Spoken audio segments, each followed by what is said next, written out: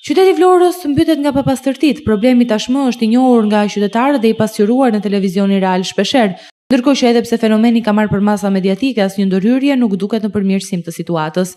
Aktualisht në qytetin e Vlorës janë me dhjetra kosha të mbeturinave të papastruar në lagjet e qytetit, rrugët kryesore apo qoftë edhe në afërsitë të institucioneve me rëndësi të veçantë, sikurse Universiteti i Vlorës. Zona këto jo vetëm në zemër të qytetit, por dhe shumë të frekuentuara. Çdo vit 1 milion euro i shkojnë firmës së pastrimit duka nga paratë e taksapaguesve vlonjat, ndërsa këta të fundit i kanë sërish koshat e mbetjeve të papastruar në dyert e banesave të tyre. Shpeshherë qyteti zgjohet i papastruar, ndërsa është edhe më shqetësuese nëse i referohemi dhe afrimit të festave të nëntorit. Qindra mira do të jenë vizitorët e Vlorës në këtë pragfeste, ndërsa me shumë gjasa qyteti do të ofrojë po të njëjtën pamje të vrazh dhe të pistë. Kemi vëzhguar sot zonën përreth shkollës së aviacionit, ja se si shfaqet situata.